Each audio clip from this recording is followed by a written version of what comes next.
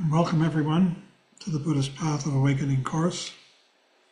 We are working our way through Mingyur Rinpoche's book, In Love with the World. And tonight we are going to be discussing chapters 4 and 5. Chapter 4 is first. Its title is Impermanence and Death. I want to say going in, I'm finding this treatment by Mingyur Rinpoche of emptiness. Emptiness, shunyata. It's another word for, one of the words for reality. I'm finding it very, very profound and difficult. And I think I'm recommending that you go over this a number of times. I know I certainly will be repeatedly going over this.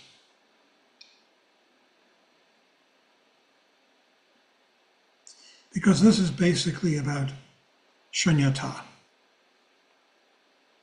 Shunyata is a Sanskrit term. It literally means emptiness. Shunya is an adjective, it means void or empty. Ta is a nominative, turns it into a noun, so it becomes voidness or emptiness. In Tibetan, the word is tong ni. Tong means empty, ni means ness. It's the nominative. And what it's referring to is the fundamental, it's confounding our mistaken views about what reality is. Mistakenly, we think we live in a world of things, and we are one of these. So we're in a constant I-other relationship in this world that we think, literally think, we live in. It only happens, this I-other relationship, in thought, in mental events, when we identify that out there as other and this in here as I. And that confounds reality. The cure for that, the wake-up for that, is what is termed emptiness. It can be termed other things too. But it means empty, empty of I and other. There is no I and other. So this whole chapter is describing the world of emptiness and what that looks like, in which I and other are gone. Why are they gone? Because all they do is confound and confuse our explanation, our understandings of who we think, literally, we are, and who we think, literally, everyone else is, or everything else is. This chapter is all about that, and so is the one that comes after. And I personally feel this is perhaps one of the most profound presentations of these ideas, central ideas, presented by many, many other Buddhist thinkers and teachers. And yet this is one of the most profound that I think I've ever encountered. And that's, for me, saying a lot, because I didn't expect that from Mingyur Rinpoche. And yet here it is. So I'm just going to go through my notes and we'll see what happens. Do my best with this difficult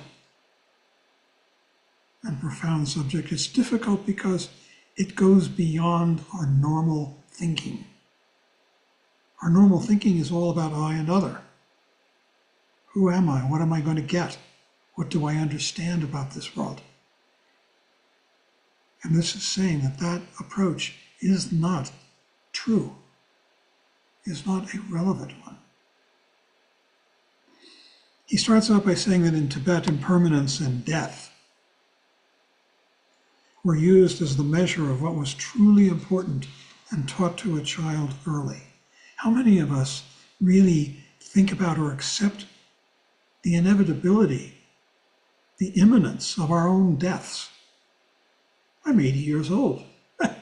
Could happen any minute. Has happened any minute for a number of my friends who have already passed. And yet, do I believe it? Do I believe that this life is going to come to an end? I ask you, do you believe it? And yet, all the evidence suggests that it is. So he talks about the story of his father telling him about the bike that he wanted, and that he understood that the toy might die, might fall apart, might rust, might evaporate eventually. But that had nothing to do with me, he thought. I also wanted to grow big and strong like my older brothers, but growing up had nothing to do with growing old. Who was going to grow old? Whoever thought we'd grow old? It was only a minute ago, wasn't it? That we were young. And now look. It's pathetic. Not only would this body of mine never die, I thought, but I was sure that my idea of me would not change. And does our idea of me change? Fundamentally, I think it stays very, very constant. I would simply acquire grown-up attributes, as Mingyur Rinpoche writes. He writes, and I would personally simply acquire grown-up attributes as John Baker, but the fundamental me in there is still there. Find it. He realized he couldn't bear to apply the certainty of impermanence to himself. Much like us. Can we? And bear to apply the certainty of impermanence to ourselves? That we could die at any minute. In fact, our friends have. His father told him not to cling to the things that don't last, toys, favorite foods, special friends, or places. If we do, we are wasting our lives, his father told him. Emptiness refers to the fact, emptiness, shunyata, voidness, refers to the fact that things are not as solid and real as they seem, as we think they are. We think, there's John Baker, there's the chair behind him, there's the computer screen. We think, there it is. It's gone, it's back.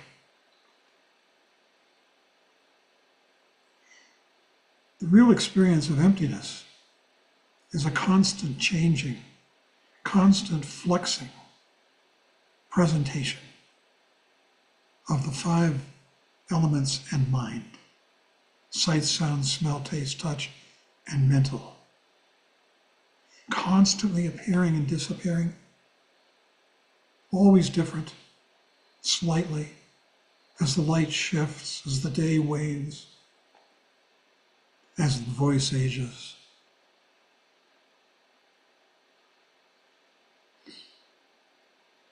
Everything is changing all the time, and when we investigate, we find change in fluidity, where before we had assumed permanence and solidity.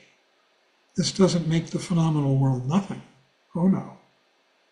At the same time, its essential nature is not as we usually think it is. It's a constant flexing, vivid, they say luminous. It has these two fundamental interlocked qualities. It's empty of any true being. That's why it's continually in change. Every instant, beyond an instant. There are no instants. And in that change, it's communicating vividly, luminously. So they talk about the union of emptiness, that nothing exists, nothing has any true being, and luminosity, osel in Tibetan, prabhasvara in Sanskrit. That what we're sitting in is the union of luminosity and emptiness.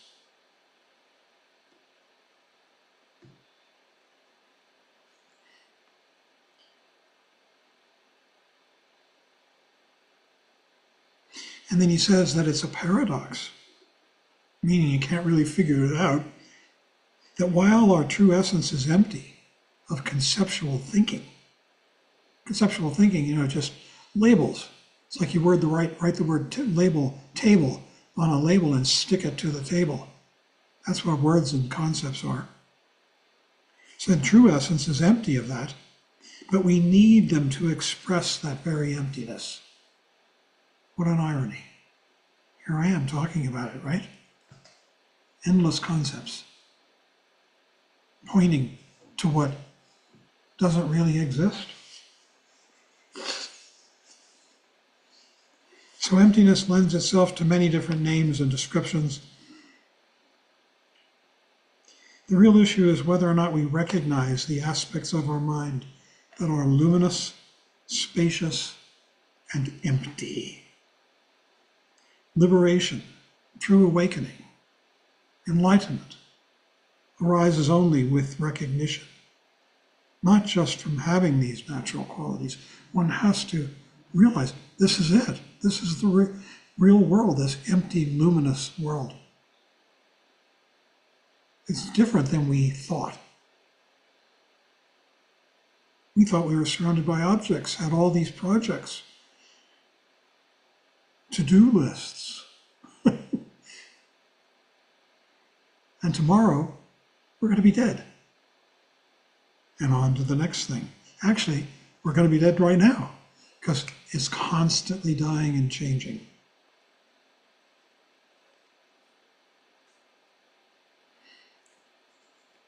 He says the recognition of emptiness doesn't mean that we walk away from our roles in society or live without worldly responsibilities. We don't do that. But we have a choice about where to place our awareness. With the wisdom generated by the recognition of emptiness, we can change our relationship to circumstances, even to those that can't be changed, like cancer, or a broken romance, or a defiled reputation, or the fact that we're not earning enough money. We can change our relationship to these circumstances, even if we can't change the circumstances.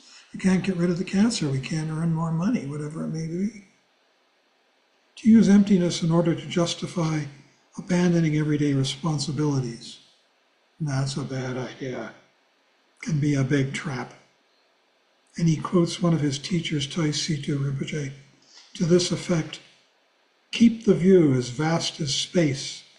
The view, that's the view of emptiness, as vast as space. Keep your actions as fine as flour, meaning do it. Do everything that you need to do.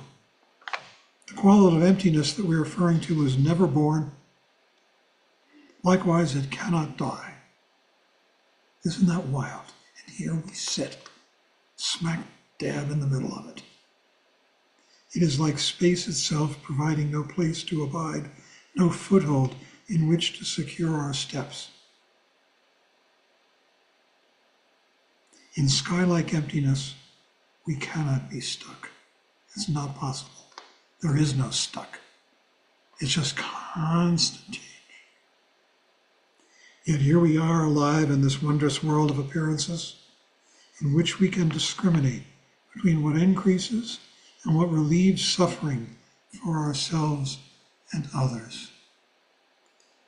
I really think this chapter deserves rereading multiple times.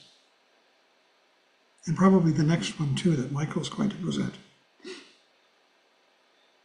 Mingyur Rinpoche realized that even though he was wearing the unadorned robes of a Buddhist monk, he was probably the best person in the railway car. You remember, he left. He left his Rinpoche ship. He left his monastery. He went out and he got incognito, almost, he's still wearing robes, into the slummiest railway car, full of beggars and people who were unwashed and everything, filth. His rubber sandals made him one of the few passengers wearing footwear. He thought of his lay students and wondered how they might deal with this situation. People like us. He suspected that they mostly traveled in the intermediate class, not the very least expensive, where he was on the train. He realized that his entire body felt racked with tension, and he performed a body scan and loosened living knots in his body, as he often did at night when trying to go to sleep. He describes the process going from one body part to the next. He spent about 10 minutes going from top to bottom and then rested for several more minutes, feeling less agitated than he had for hours. The exercise had the effect of pulling his sensory receptors back in from roaming around the world around him, around this filthy, third-class car full of poverty. Just as the blasts from the horns at his monastery had awakened him from his muttering mind. And here the train whistle did not invade his mind, as had the horns in his monastery. Why not? Perhaps now was like then, when his body refused entry to the sound, and the fixed mind held fast to fear. So this is an introduction to emptiness, to shunyata. Emptiness of I and other, the emptiness of concept, the trueness of this ungraspable, constantly changing, amazingly vivid presentation in which we live. Or you could say we live, just an expression of speech. Here we are, here it is. The five senses report neutral information, always. To the ear, sound is always just sound, nothing more.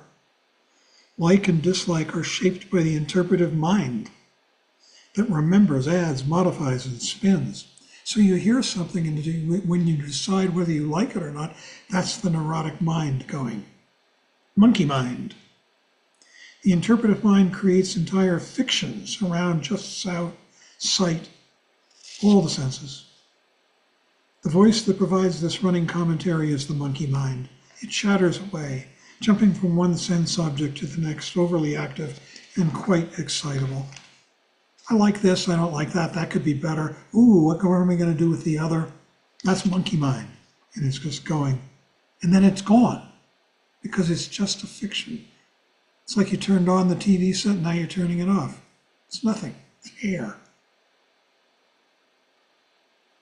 We get hooked by a story, which means we've lost touch with awareness. Suddenly we're in this story about what happened yesterday, and that person who said something mean to me, and I'm going to get back at them. I'm going to expose them for the terrible person that they are, blah, blah, blah, blah, blah, blah, blah, whatever it might be. And we are hooked by a story running in our mind until we're not. And then the story disappears. It's just gone. And we forget that we ever even had it. Think of all the stories that you've had just in the last 24 hours. Where are they? In space.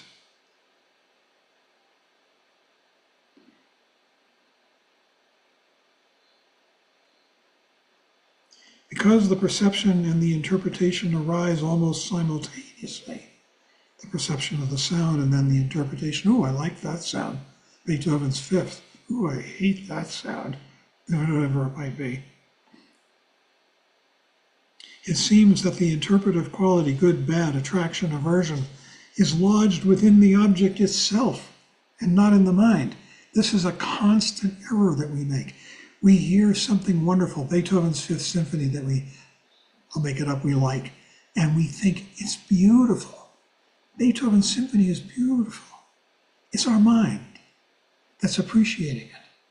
It's this way with all things. We see a dog shit lying in the street, we step on it, and we go, yeah, that's terrible, that's ugly, that's awful, it stinks. And it's in the mind. The thing itself is what it is, itself. It can be very difficult to accept that the source of what we like or do not like arises in our mind, and really in the mind. When we relate to the world with a mind full of preconceptions, we erect a barrier between us and reality as it is. This is grasping. This distorts direct immediate perception. Often we refuse to let old patterns die. But if we do this, we can't take advantage of the energizing benefits of change and regeneration, which is going on all the time. Impermanence, like emptiness, is an inherent characteristic to phenomena, and impermanence is so emphasized. I've been studying with this teacher, Khenpo Namdrol, for years, and he is so emphasizing our awareness of impermanence. Each one of us, you, Carolyn, you should be aware of the emptiness of everything in your life. Tom Whalen, you too, all of us, me. Everything is constantly changing, impermanent. Nothing stays the same for an instant. You think, oh yeah, this pen stays the same. Not your experience of it. Changes as the pen moves, as your attention shifts.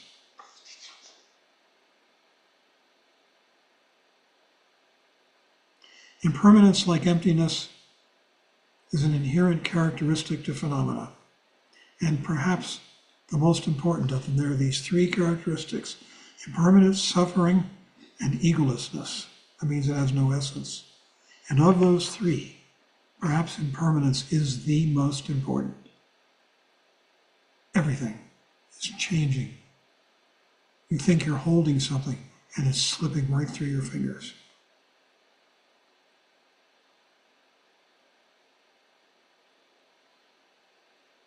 Recognizing impermanence corrects misperceptions of permanence, but recognizing emptiness directly is even more helpful for working with attachment. Recognizing the fluidity of all forms disempowers the false claims of the fixed mind, which says, I another. I like that, I'm going to eat it, whatever it might be.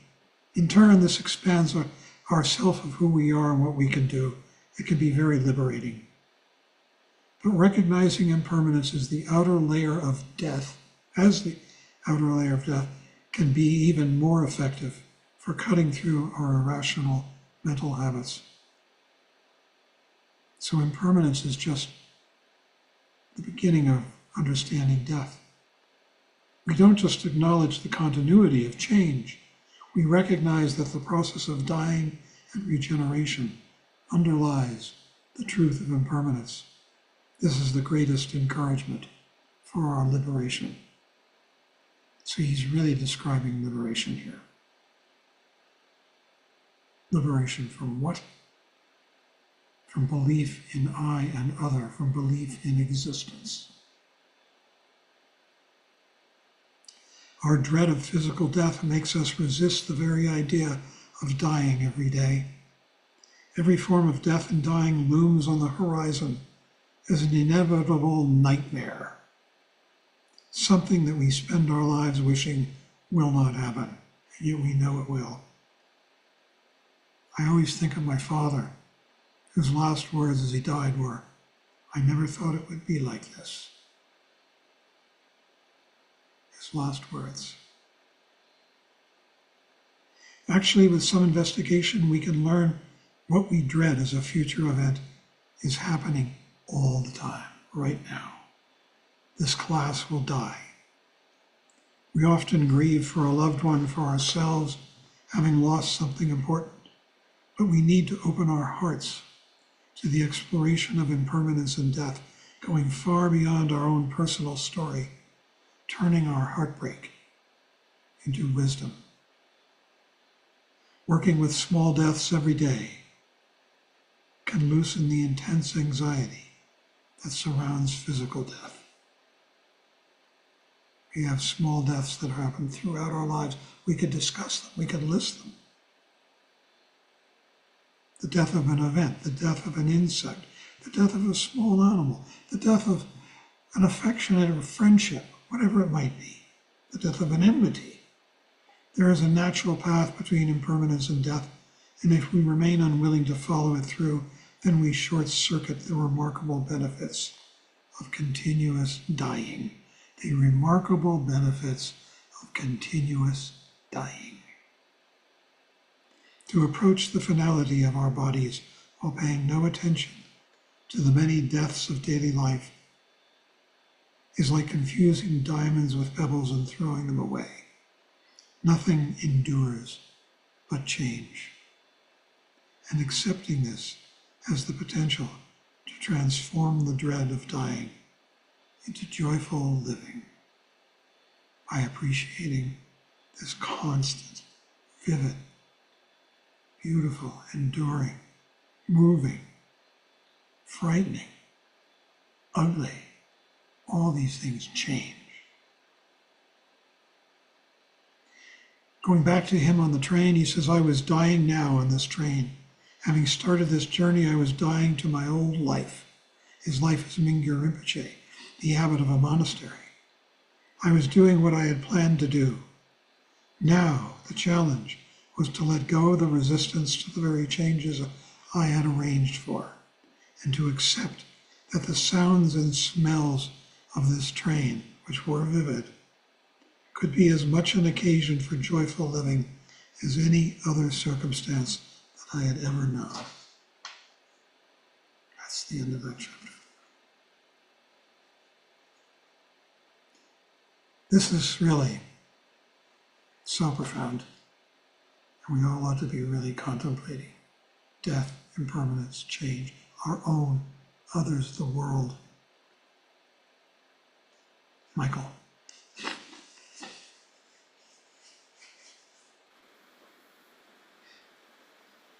So we're going to move on to the next chapter, but before we do, I just want to say that there is a real relatability and simplicity to Mingyur Rinpoche's presentation that sometimes can belie the profundity in the presentation. And it's kind of a paradox in a sense that the more in touch we are with impermanence and death, the more alive we are in the moment.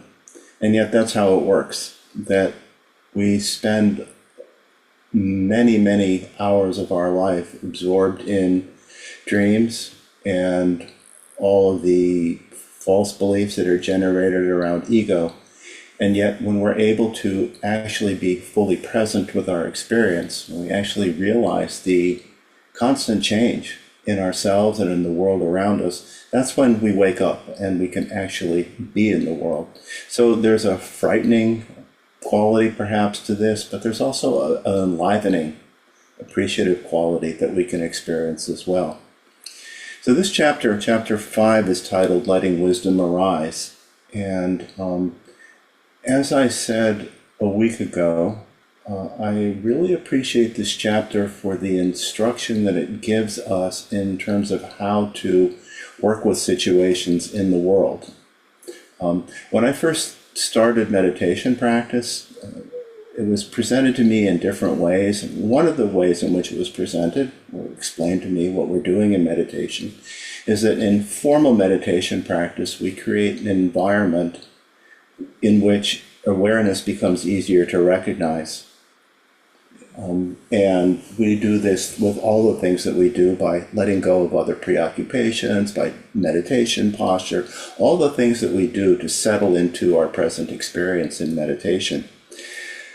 Mingyur Rinpoche has come to his wandering retreat having had very powerful background of meditation practice, hours of meditation practice, 3-year retreat meditation practice, in addition to being who he was as a Tulku and having as a father Tulku Ujin, who was a great teacher on his own. So that as he's presented to us, his life in the monastery in one sense was very shielded, protected, cosseted, but at the same time he had developed a tremendous clarity and steadiness in his practice. And now, on this train ride that he's on, he is able to bring that background, that experience, the familiarity, the habituation that he's developed through meditation practice, habituation to the awake state of mind, to what he works with, what he experiences as he's riding on this train. And in so doing, he gives, as I said, he gives us some very clear instruction, very clear direction about how we might work with meditation outside of formal meditation practice, out in the world. And that is, I think, one of many things I've really come to appreciate about this text. But basically, the letting wisdom arise begins or continues with some description, some presentation of the importance of recognizing impermanence. He says that once we've moved from the belief that things are unchanging to the experience of everything, that everything is transitory, that everything is in constant flux, whether we recognize it or not. Once this happens, the tension between our expectations and reality as it is begins to dissolve. There's a letting go. We experience this very directly in meditation practice, but this can happen anywhere. The idea that as we bring what we come to discover is true in meditation practice out into the world, more and more the barriers, the divisions, the categories begin to dissolve, and we begin to see more clearly.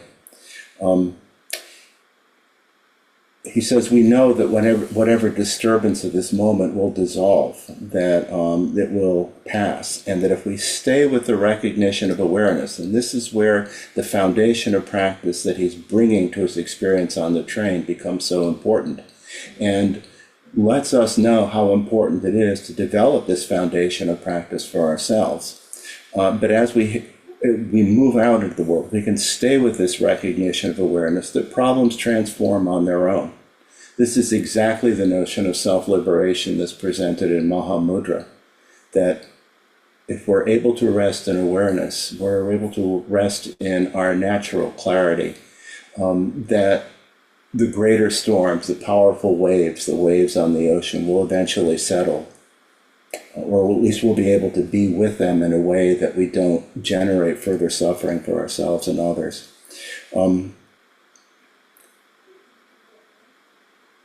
As he says, the inherent nature of everything is change, that it's our preoccupation with problems that nail them in place, that the more we focus on something and make it solid and make it real, the more stressful and difficult it becomes. As he says, we're not familiar with abiding in the non-conceptual aspects of our minds and staying with our direct experience. But if we are able to stay with our direct experience, then we see the transitory nature of things. We see that things change. We see that things pass. As he says, we're so used to identifying with our ideas of who we are and merging our identities with people, places, and with objects, that the experience of the natural mind liberated from all this familiar matter can be frightening. This is what Trungpa Rinpoche called cocoon, that we get caught up in our beliefs, our fixations, and adhere to it so strongly that to let go of it becomes frightening, because we're losing an imagined security, an imagined comfort. And he says this can be misinterpreted as nothingness or an annihilation if we don't recognize this as our real home, our basic home, that our real home is in present awareness. And that the more we practice meditation, the more we experience this in meditation, the more able we are to realize this is true outside of formal meditation practice, which again is, to me, one of the most powerful things about this chapter and in this book in its entirety, is that we come to see certain things in meditation practice, but we have to see that these things are true outside of meditation practice, where we have to let the boundary, the conceptual boundary that we create between formal meditation practice and the rest of our lives dissolve, and come to see that what we experience in meditation, formal meditation practice, we can experience anywhere, anytime. As he said in a previous chapter, awareness is as present to us as the air we breathe. But do we recognize that? Are we able to see that in the moment? And it's only through our habituation, gom, familiarization, through meditation practice, that we develop the ability to do that, to recognize that this is our basic home. Instead, what we often do is seek some familiar identity to re-emerge with. And again, what can be most helpful here, he says, is to lightly rest the mind on the qualities of awareness. Empty and spacious awareness has qualities of cognizance or knowingness. again, now he's talking about the seeing quality of awareness, and that this is not nothingness. To go from believing in a real existence to things that don't actually exist in the way we think, to then think that shunyata or emptiness means, well, therefore there's nothing. It's just to jump from one extreme to another.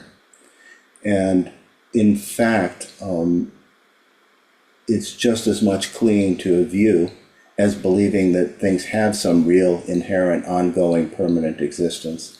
And we have to let go of both. This is what in traditional teaching is said, letting go of or recognizing the two extremes.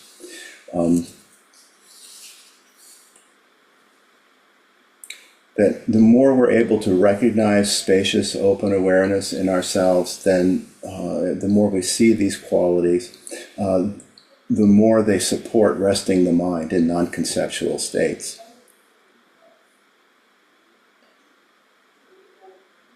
And as he says, he is, because of my interest, he talks about working with students who are also dealing with things out in the world, irregular schedules, traffic jams, student loans, crying children, all of the things he says, that again, he began wondering what kind of practice they might apply, what practice he might apply to his current situation. And he felt, and again, he's talking about how to work with his mind. He felt that the most important exercise, the most reliable exercise for steadying the mind in the midst of circumstances is to gather the distracted mind by placing it lightly on some sense object. So again, this is similar to what we do. It's exactly what we do in formal meditation practice. We use the breath as an object, except here he's going to use as an object sound. And in fact, in traditional meditation practices, although the breath is most commonly used as an object of meditation, it is equally possible to work with a visual object as a meditation object, to work with sound as he's about to do as a meditation object. And the practice is just the same. Here he's talking about just basic shamatha practice, collecting the mind, steadying the mind, settling the mind. And he's using sound to do that just in the same way that we might do it by working with the breath. So he decided to use the sound of the wheels of the train on the track. And again, coming back to the object of meditation, in this case, the sound, when he becomes distracted, just as when we practice meditation, we come back to the breath. But we could do this now. I think we probably could take a good meditation posture. And to work with sound, you actually need a fairly steady sound. So instead, I'm going to suggest that each one of us pick a visual object that we could use as an object of meditation. I would suggest only that it be something that's not so big or not so small that you have to strain to see it. But take a good posture, just as you would for working with the breath. Pick a visual object that you don't have to strain to look at, something right in front of you. It could be anything.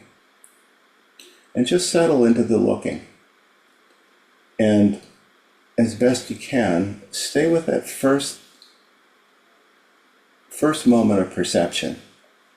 In the previous chapter, he talked about the quickness with which we go from hearing a sound, like, as John said, Beethoven's Fifth Symphony, to our interpretation and our feelings about it.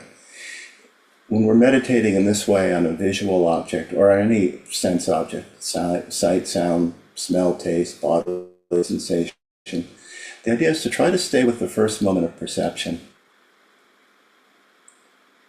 And if thoughts arise, let them be, but stay with that first moment of perception, as if you were seeing that object for the very first time.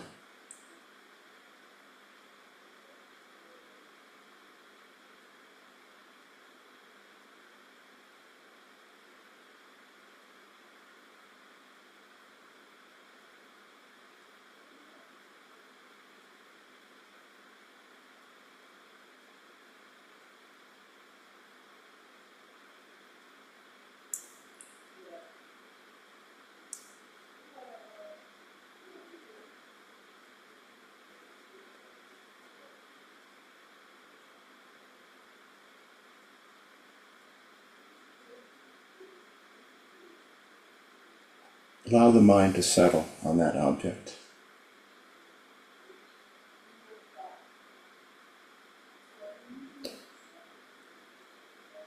whatever it might be.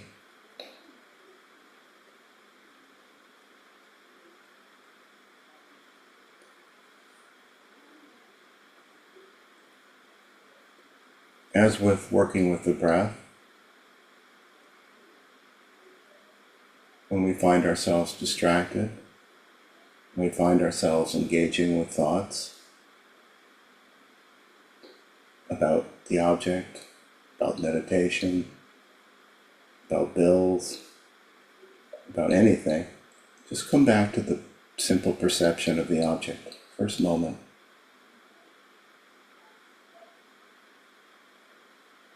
Whatever it is that you've chosen. And just let the mind settle there.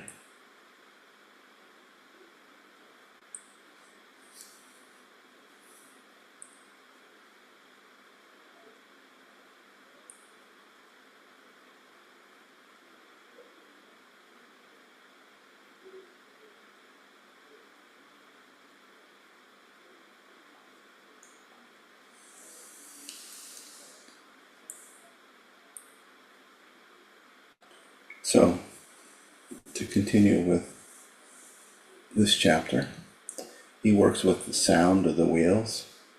If we're going to work with meditation in this way, you need something that's fairly continuous, so that,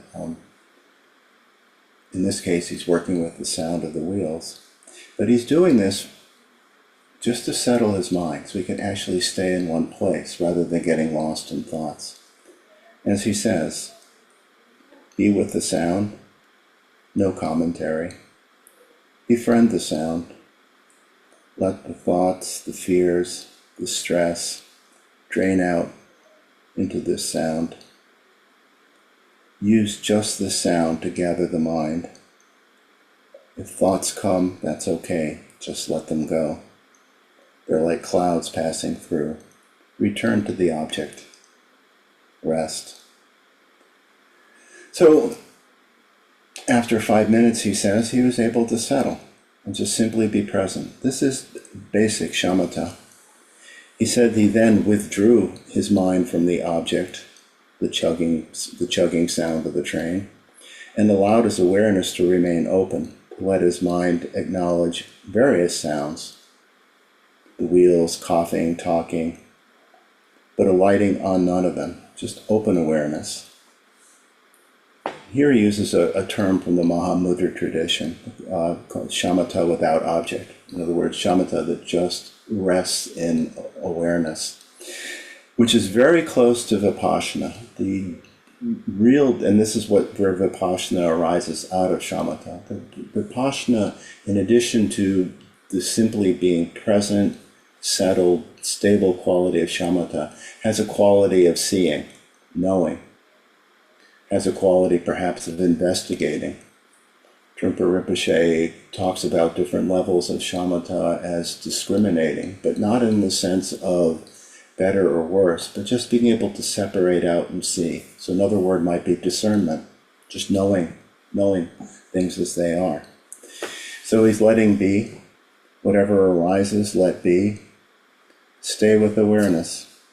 Notice the mind, notice the sound arising within the recognition of awareness. So this is where it says recognizing awareness. This is really where seeing, knowing, quality arises.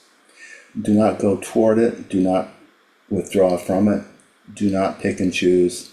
Stay aware and rest. So with that, he was able to settle.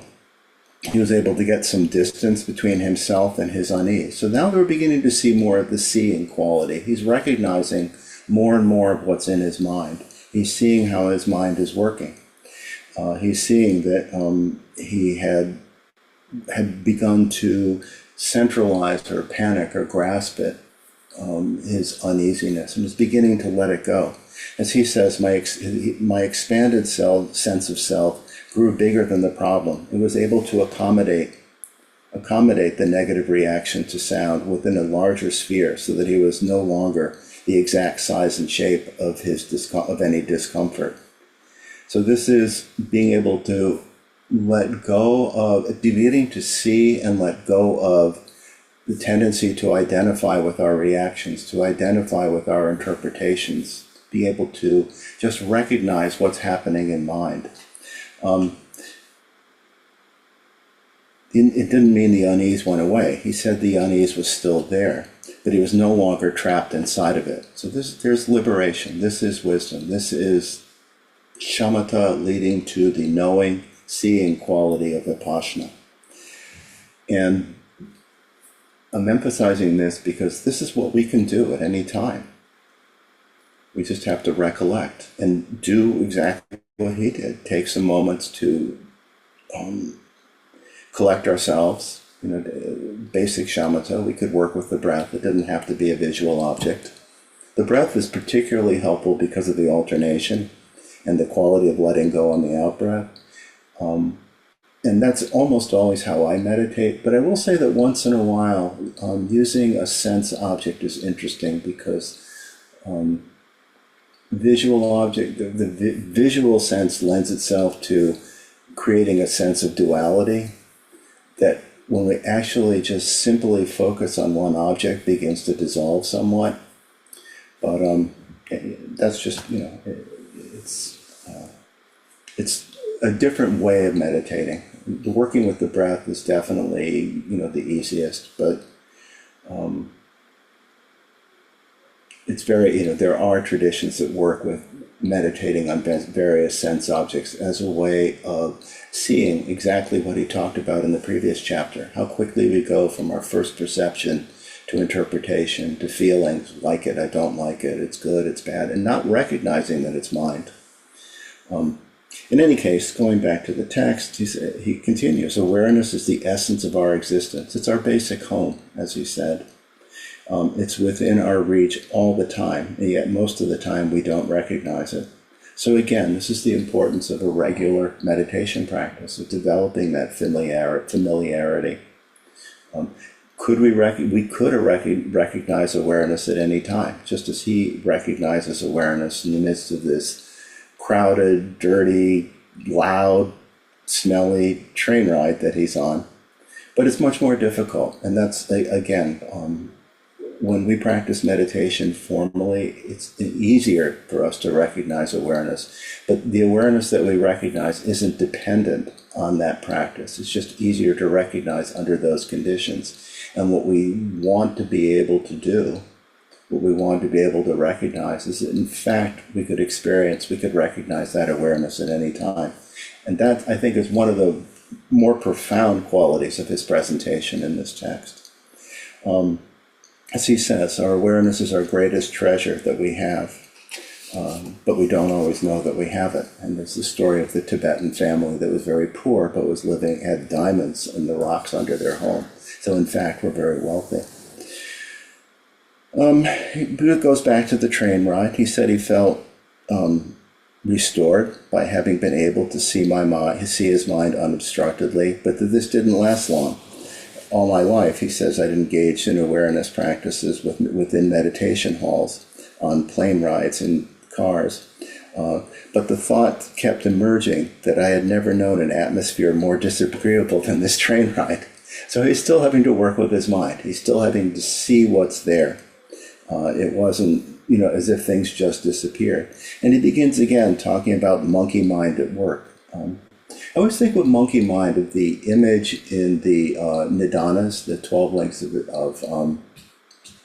dependent origination or karma. The one for the six senses is a monkey in a house with 6 windows. And each of the windows represents one of the different sense consciousnesses: sight, sound, smell, taste, touch, and mind itself. And that the idea is this monkey is constantly being excited or frightened by what it sees out each window, and it's jumping from window to window to window. And it's a perfect metaphor for the untamed mind. And I think it's not hard to see that in my own experience, at least, to be honest, at times. So he's talking about monkey mind here. And again, the importance of this continual recognition, even as monkey mind thoughts are coming up, that because he's able to remain in awareness, he sees what's happening in his mind. And he sees the temporary nature of whatever he experiences. He sees through the apparent solidity of his unease, of some of his different reactions to the people and the experiences that he's having around him. As he says, through the practice of shamatha meditation, which again is collecting ourselves, settling, simply being present in a sense, the tumultuous habits of mind calm down, and then we can investigate. This investigating is the vipassana quality. So first we settle down. If we're so distracted, so worked up, if we're jumping from window to window to window like an excited or terrified monkey, then we're not going to be able to investigate because we're not staying with our experience long enough to even know what's going on. So this is This is why shamatha practice is so essential for developing vipassana, because when we stay that distracted, that excitable, that terrified, that hopeful, that fearful, we just jump from window to window, moment to moment, without really recognizing what's going on. But again, he can investigate the characteristics of the calm waters beyond the monkey's control. And as he says, this is vipassana, or insight meditation. He said, I knew monkey mind intimately. I also knew that when we dismiss any value to knowing the monkey, it's like driving a car without knowing how to drive, that we actually have to look at our experience. We have to see how our minds work. We have to know what's in our mind moment to moment. The less we know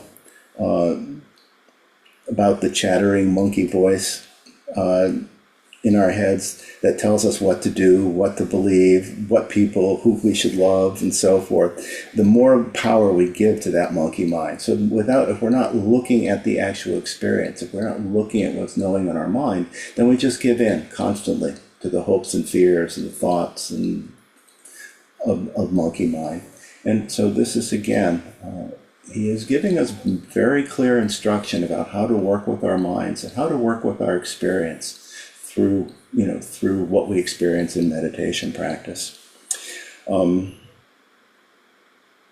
So he says, despite the relief that he'd enjoyed from the sound meditation that he did, or it could have been meditation on a visual object as well, that intermittently sounds were again conditioned by fear. And he began to hover between an abiding calm and uncontrolled monkey mind and contemplation of sound. And he says, right here, right now, is where suffering arises, between the sound and the projection, between the mind that's projecting out, what if this, what about that, become excited about this, become fearful of that. That's where suffering arises. And this is what the Buddha taught, to misperceive reality, to take all of the things that we project and that we interpret as being real and to solidify. That's where suffering arises. To misperceive reality is to suffer. So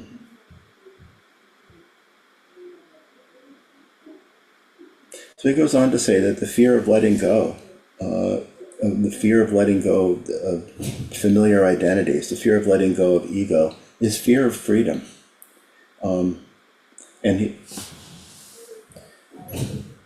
Which is, his father said, and he goes back to something his father taught him, if you do not recognize the truth of impermanence, you cannot attain genuine meditation. We have to see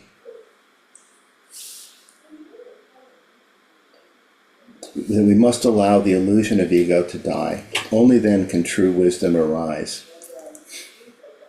So again, this is allowing the wisdom of Vipassana, the wisdom of clear seeing, to be able to arise in us by allowing ourselves, first of all, to settle, and then look, investigate, and let the knowing quality of mind, beyond ego, beyond concept, let it arise within us.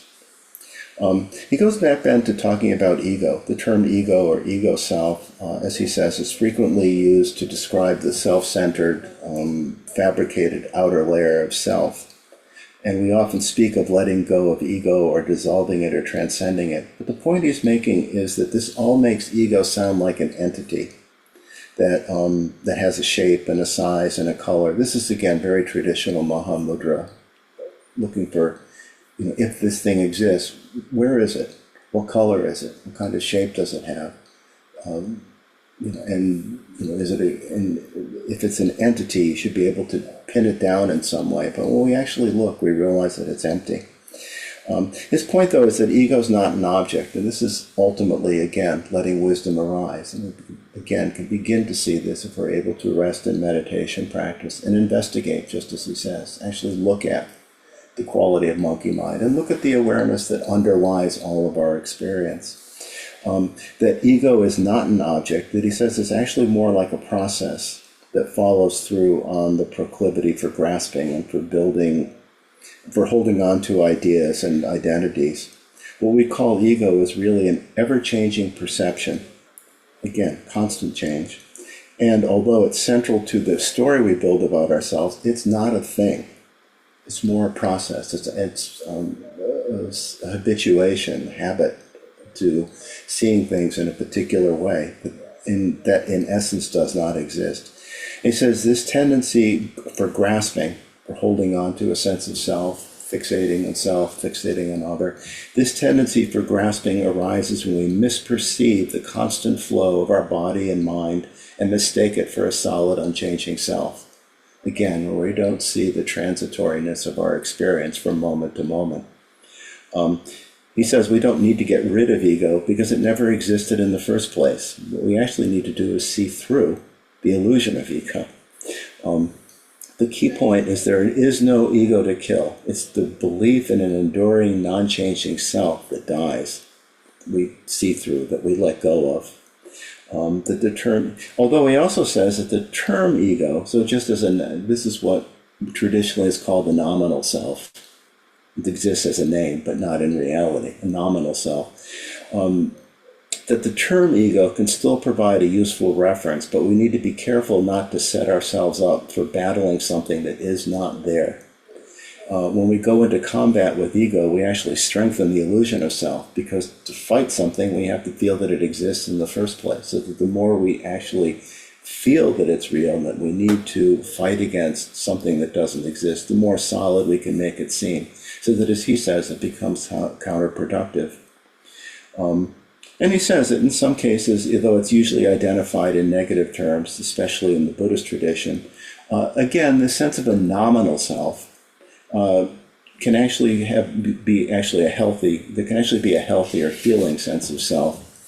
And in this sense, he talks about that this relates to the idea of self that intuitively knows right from wrong, that can discern between protection and harm, that instinctively knows what's virtuous and wholesome.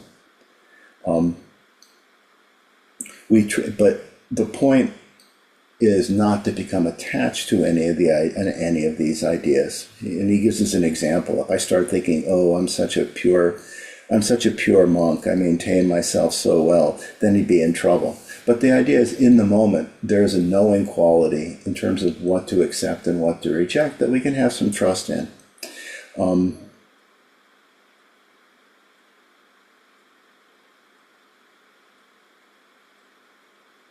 So he says, when he examined his difficulties, and again, he settled himself down with the sound meditation, he's continued to rest in awareness, he is continuing to rest in the awareness of what's arising in his mind, and he's investigating, which is more, again, the Vipassana quality, the seeing, knowing quality. When I examined my difficulties with the feeling of too much newness all at once, I could see ego self as a process, not a solid thing. He couldn't let all of his previous identities die all at once. He needed to work through the layers, piece by piece, seeing through what he was holding on to, seeing through perception, seeing through the interpretations, and letting them go. And he says, as the train rumbled through the night, I continued to feel oddly cut off from his fellow travelers and from yesterday's life. He said, I kind of understood what was happening, but had never had such a visceral experience of it. I had wished to peel off the outer layers, but they don't peel off like adhesive tape. That again, there's a sense of actual experience as opposed to our ideas about experience. And this is what he's letting go of ideas and just being in his actual experience in the moment. And he talks about some of the feelings he had, which he mentioned in the previous chapter, that that in Tibet people would have respected him for the robes that he was wearing and the practice that he had and so on. And he had thoughts like, if you do not respect the Buddha's robes, I will wear them more proudly. If you cannot acknowledge that I am a man apart, then I will isolate myself, even at the risk of more misery. And then he says, this is just the end. He says, oh, the treacherous monkey mind. What a happy time it was having. And this is, again, its main job is to convince us that deep in the jumble of this glued together fabrication of lies, which is what ego is, just as John said, Trungpa Rinpoche says, ego is a lie. Lies the real me, and that was the monkey mind with all of the hopes, fears, all of the expectations, all of the judgments, and he was able to see this and let go, constantly let go. He says, I frequently return with mantra-like repetition to critical reminders. So he's continuing to work with his mind. He's seeing what arises because he's staying present, and he's working with whatever comes up. Mantra, he says, mantra means to protect the mind, or mind protection. And this is just what he was trying to do, protect it from straying too far into fixed associations to fear. But he said this was difficult. This effort was foiled by my inability to truly transcend his own reaction to circumstances, meaning that he was having to struggle with this. And again, over and over again, these thoughts come up. Who am I now to be allowed these prickly eyes, ears, smell, taste, touch to spin a web is leaving me disembodied, irritable, and alone. And at each step, as he says, he'd been able to sit up, but at each point he comes back again and again to awareness. He was able to take a seat on the train. He says that if he really wanted to become more flexible, he could drop down to a place beneath the separation. He knew if he wanted to become more flexible, he needed to drop down to a place beneath the separation of heart and mind. So he sat up and lowered his gaze, which again is a way of centering himself. I remained still. So again, we're back to settling, seeing what's in mind, settling oneself so that one can remain in awareness with that. He said he decided to rest his mind lightly on the breath. So here again, just as he did with the meditation on sound, here he's working with the breath. And so we can do the same thing as I read these words, follow our breath. He said, then I brought to awareness the sensation at the rim of nostrils where the breath enters, where the air enters. Awareness of the coolness of the air on entering. Awareness of the warmness of the air on exhaling. Awareness of the heart beating. Awareness of the blood circulating. Awareness of the belly expanding, the belly contracting. Awareness of the chest expanding, contracting. So again, settling the mind, bringing himself back from fear, from judgment, expectation, all of the things that he was experiencing. At that point, he decided to add contemplative reflection, which is another way of working with Vipassana. This means thinking about the heart more than mind, but he reminded himself, he remained aware of the sensations, but added the dimension of change that began really looking into the changing nature of experience from moment to moment. My body is moving, changing. The breath is coming in and going out, changing. I am breathing in, changing. I am breathing out now, changing. And then expanding from there. This is another quality of Vipassana. Vipassana is expansive, open, panoramic. I am part of the universe. This air is part of the universe. With each breath, the universe changes. With each inhale, the universe changes. With each exhale, the universe changes. Each inhale fills my lungs. Each inhale brings oxygen to my blood. Changing, body changing. Each sensation is temporary. Each breath is temporary. Each rising and falling temporary. All changing, transforming.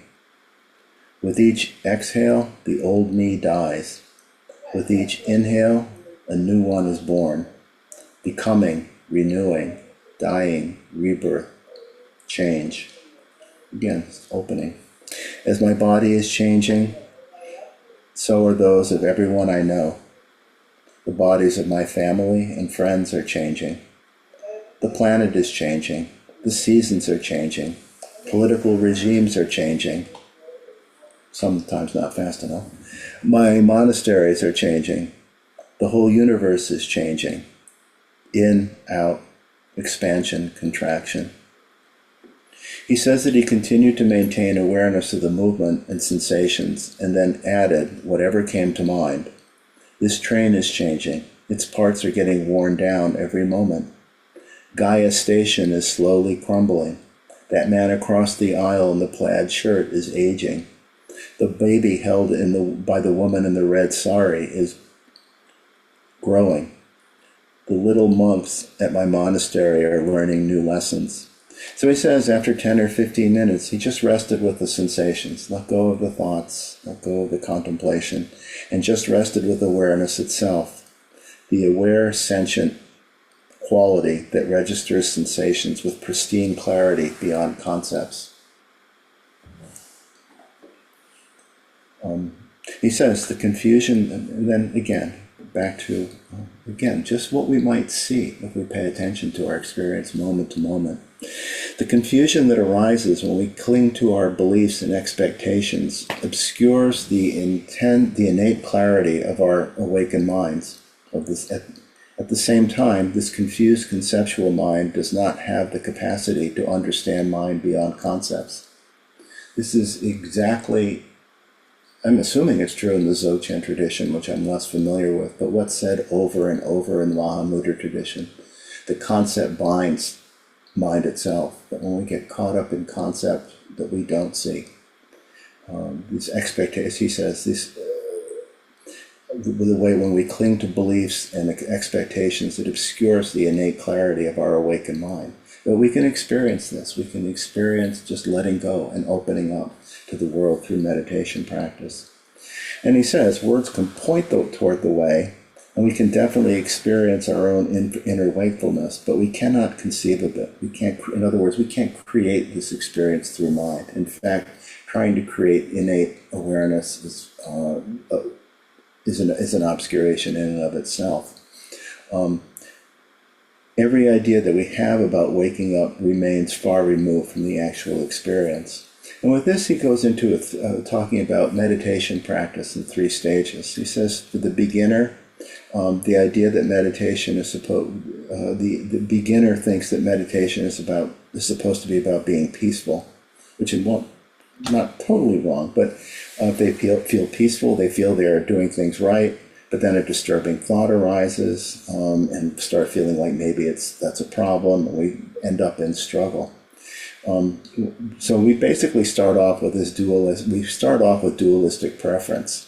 We want smooth ocean waters with no waves. And then when the waves come, we say we can't meditate. We assume that the presence of the waves means we're not meditating correctly. But the waves keep coming anyway. It's how we perceive them that changes. We begin to see that the waves, we don't identify with the waves. We don't ascribe a reality to the waves of thought, feeling, interpretation, and perception that we ordinarily do. We begin to let go. That we can we realize that it's our perception of the waves that changes, that we can see them, he says, as threatening monsters and try to push them away. We could try to subdue them. We could pretend not to notice. But there's no liberation. He says there's no liberation in trying to get rid of the waves. And actually, if we examine the mind that is trying to get rid of the waves, we'll discover that it's stuck on the problem. It's making a mountain out of a molehill, he says. We can say to ourselves intellectually, these waves are essentially empty. We can play with the ideas and concepts of emptiness to try to convince ourselves the wave isn't really there. But our hearts will still feel the threat. So this is the first stage of working with the mind. It's just becoming aware of what's in our mind and aware of the struggle that we create in our mind and the way in which we solidify in a dualistic way, self and other. Our thoughts, feelings, our interpretations, our perceptions as self and other. He says in the next stage, this is the second stage, we're introduced to resting the mind in the spacious, non-conceptual aspect of mind that transcends the limited self. We begin to realize this is awareness beyond whatever our in-the-moment experience might be. The waves, he says the waves still might be terrifying, but we begin to glimpse the boundless expanse of water beneath the surface. We begin to realize that the waves are just on the surface of the vast ocean of awareness that really is the inherent nature of mind. And we begin to experience more confidence to just let them be. We might not see them as just waves, but our perspective has become bigger than the waves. Our personal stories, he says our personal stories of fear and loss, rejection, are there, but they do not pervade every bit of space in our heads. Our fixed minds have loosened up a little, and once we've recognized that our own versions of reality occur within a vast impersonal experience of reality, these same stories do not disturb us so much. We begin to realize that what we might call the space of awareness is much bigger than any one thing we experience, that awareness is vast. And that it's only when we get caught up in concept that we get narrowed down, caught up, and don't realize the spacious quality of mind. And once we begin to experience that, we might think, oh, there's a wave forming on the surface of my mind. Oh, there's a monster in my head. Okay, no problem. Sunni Rinpoche has a very similar description of this. He calls these experiences beautiful monsters, but it's the same basic idea. That we begin to acknowledge the problem without reacting to it. We see it, but we don't feel it as much as we did before. That the understanding of emptiness is dropping from an intellectual level to the experience to the experiential feeling heart. Or as he says, the ratio is shifting. It's kind of an interesting way to think of it. The more we rest in the recognition of spacious, empty mind, the more we embody the wisdom of emptiness, the less impact the disturbances have. We begin to see that there's space around whatever we might be experiencing and feeling. This doesn't mean the wave goes away, but now it's just a tiny movement in the vastness of the ocean. And then in the third stage, the wave no longer appears as a problem. It's still a wave, big or small, but we don't get stuck in it. We become comfortable resting within the ocean itself. And it's not that the ocean becomes calm and still. That's not the nature of the ocean. But it's more that every movement of mind, every emotional reaction is just a small wave on the vast surface of the awakened mind. And the more that we can settle into this recognition, experience this recognition, the more we become habituated to that, the easier this practice becomes. As he says, no wave stays the same shape, all crests fall, let it be, let it pass. Become bigger than the thought, bigger than the emotion. Everything is always in flux. By letting it be, we simply allow for its inherent movement. We can notice our preference and desire, but chasing after them blocks the flow of change. Awareness contains impermanence. Our liberation comes from recognition. And just letting it be, which is what we begin to develop, first of all, in formal meditation practice, but we realize we can extend throughout our lives, makes it possible to see our true nature as free from problems, distress, and suffering, and that it's always been and always will be. When we stop trying to make the surface calm and accept that the very nature of ocean is change, we begin to experience this inner freedom. But he says this is not freedom from distress and anxiety. It's freedom that can be experienced with stress and anxiety. And again, we have our feelings, we have our thoughts, but we're liberated from grasping onto them, taking them to be real in a way that they're not, and losing any sense of spaciousness, any sense of awareness. And we realize we're not the size and shape of our worries, that to recognize reality as it is makes recognition and liberation simultaneous. And the more that we do this, the more we develop confidence in this, the more we're able to deal with and experience more and more of our lives in this awakened way. And the more we're able to look at our experience in a way that brings us courage and confidence that we can deal with situations, that we can work with situations without getting caught up in the stories that maybe have controlled our lives previously. He goes on to talk about regeneration through, different times, that again, that with each moment there's death, but there's also birth, there's also new situations, and that more and more, as he says, we begin to trust that these seeds for rebirth exist within change, within the loss, and within the death of circumstances. We're not holding on so that we're able to see that moment to moment, that there's death, rebirth, and that this is, again, just the nature, when we look at our experience, the real true nature of our experience. We don't see this when we're caught up in ego, when we're caught up in our concepts. We tend to fixate on different things as being true, and those reference points again bind the mind. And I think that's where I want to stop. I think that it's said enough. Maybe we have a few minutes, we could ask questions or have some discussion. But again, I really emphasize reading this chapter from the point of view of looking at how we could work with our minds just as he did. That he's really offering to us the fruit of his practice in showing us how, even in challenging situations, which is clearly what he found himself in on this train, having let go of his life as a monk and a guru in the monastery, how we could deal with situations like that ourselves. So with that, I'll leave it open to discussion and comment. Give a few minutes.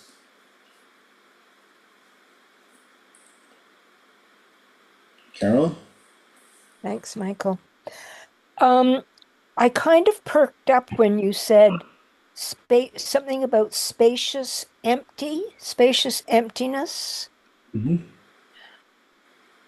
A couple of teachers I know and what I've read, instead of saying empty or emptiness, they use spaciousness. Mm-hmm. And this resonates for me. It's like empty goes clunk, and spaciousness has the luminosity that John Baker has talked about. Mm-hmm. What do you think of that? How we connect with the, I've been in classes where I've talked about, the view, what emptiness means, and I remember what one teacher said is, well, the value of the word emptiness is it gets us to confront our tendency to take as real and solid things that aren't. But yeah, the problem is that sometimes we go from go right away then to the other end of there being nothingness, and that's not emptiness either. That's just from one extreme of solidity to a vacuum, empty space, which is not what emptiness means. So spaciousness works well. Sometimes in the Zen tradition, they'll talk about boundlessness, which I think is essentially the same thing, that ordinarily we tie our experience up, we bind our experience with concepts, and that when we let go, we realize that that in fact things are nowhere near as fixed and solid as we tend to think that they are. I really like boundless too. There's it's the luminosity. Thank you. That's really helpful. Another thing that a teacher said, John talked about the qualities of mind as being luminous and empty, and that often, one teacher say, well, we tend to think of emptiness as being what we're confused by, but in fact, what we're confused by is the luminous aspect, because we don't recognize luminosity for what it really is, and take things to be real and solid in a way that they're not, and that we're actually misunderstanding the luminous quality of our experience. because we fixate. Sorry if this is not a good question, but oh, I just lost it. Never be sorry. Thank you. No, it's gone. Maybe I'll remember for tomorrow night. Thank you. That's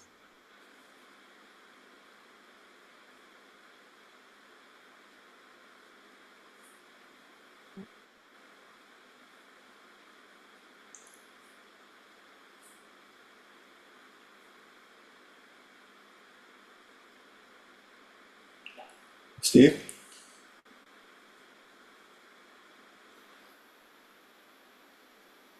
Steve, can't hear you. It's funny because it looks like you're not muted, but we can't hear you.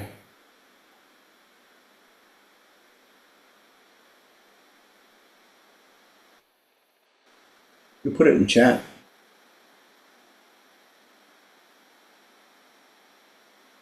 Now I can see that you're muted.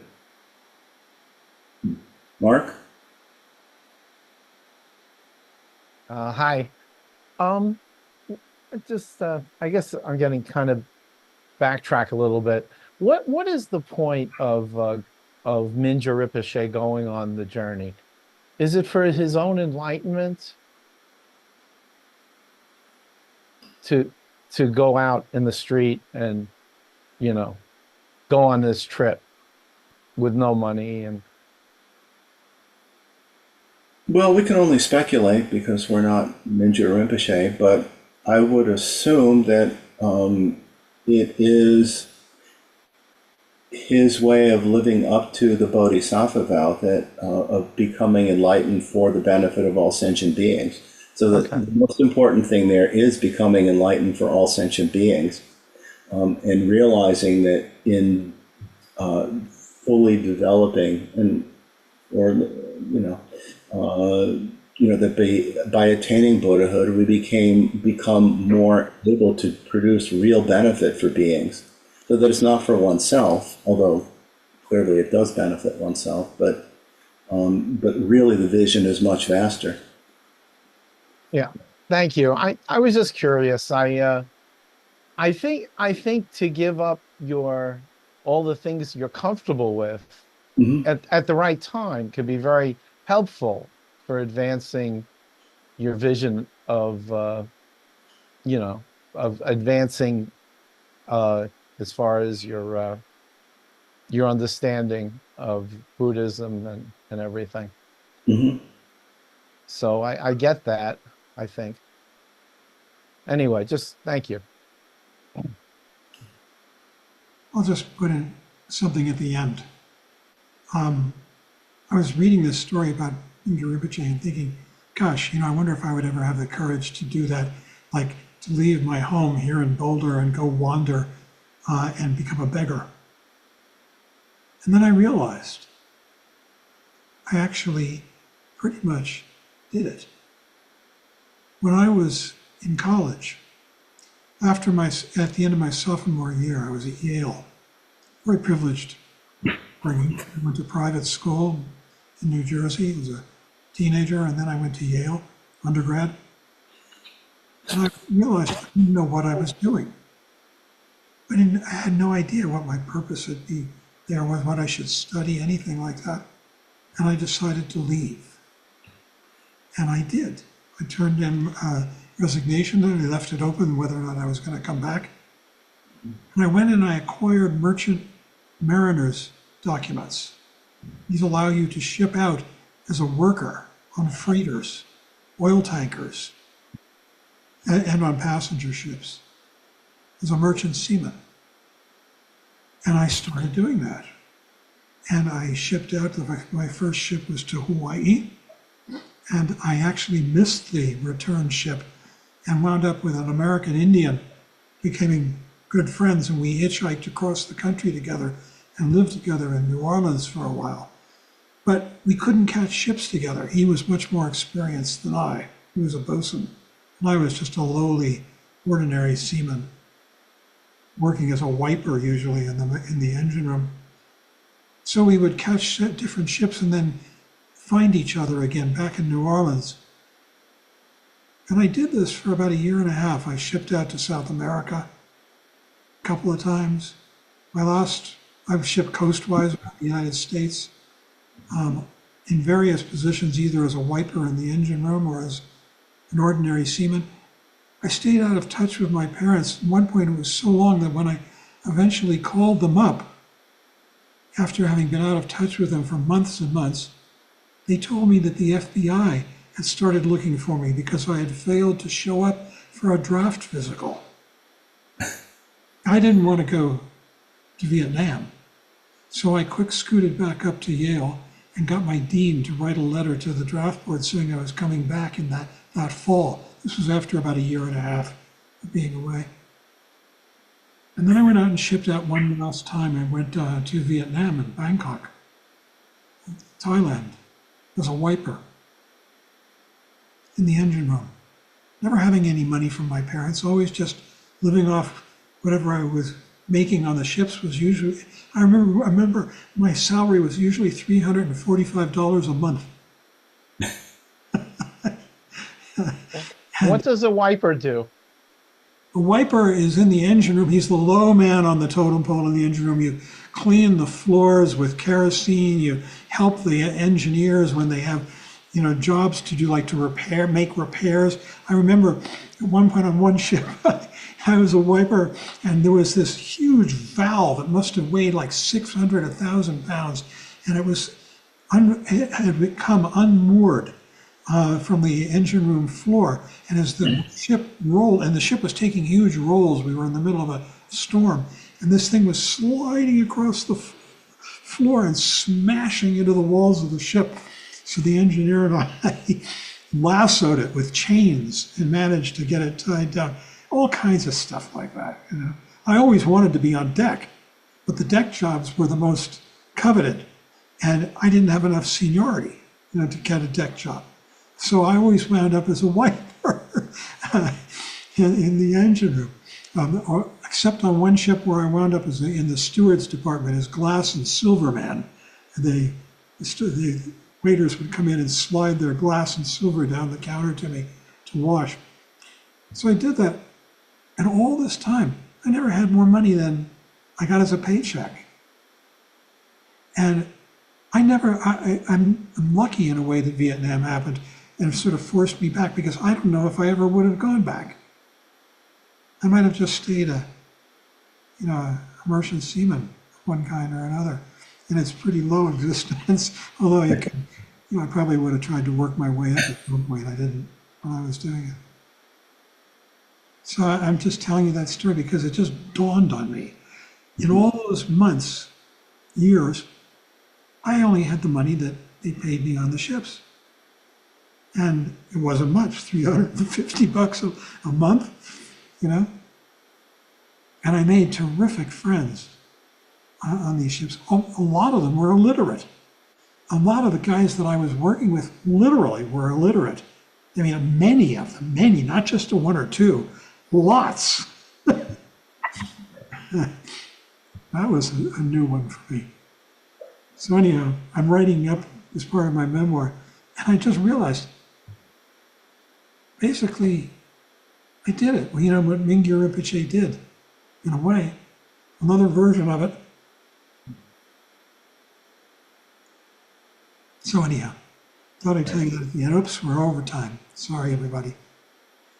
Great. We can dedicate the merit generated through our study and practice for the benefit of all sentient beings. You gonna ring the bell or something? You go. By this merit, may all obtain omniscience. May it defeat the enemy wrongdoing. From the stormy waves of earth, old age, sickness, and death. From the ocean of samsara, may I free all beings. By the confidence of the golden sun of the great east, may the lotus garden of the Rigdon's wisdom bloom. May the dark ignorance of sentient beings be dispelled. May all beings enjoy profound, brilliant glory.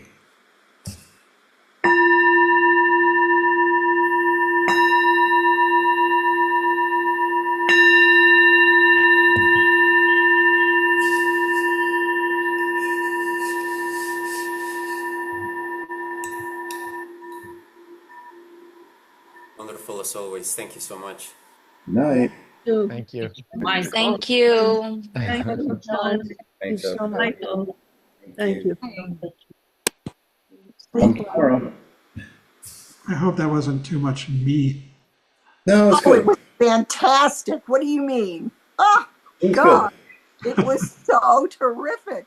I Good. was so lost in your retelling, and no, that just made it so clear that anybody can do this. Publish, publish, publish. God, You gotta tell- It's easier when you're young. But maybe not. Author. Publish.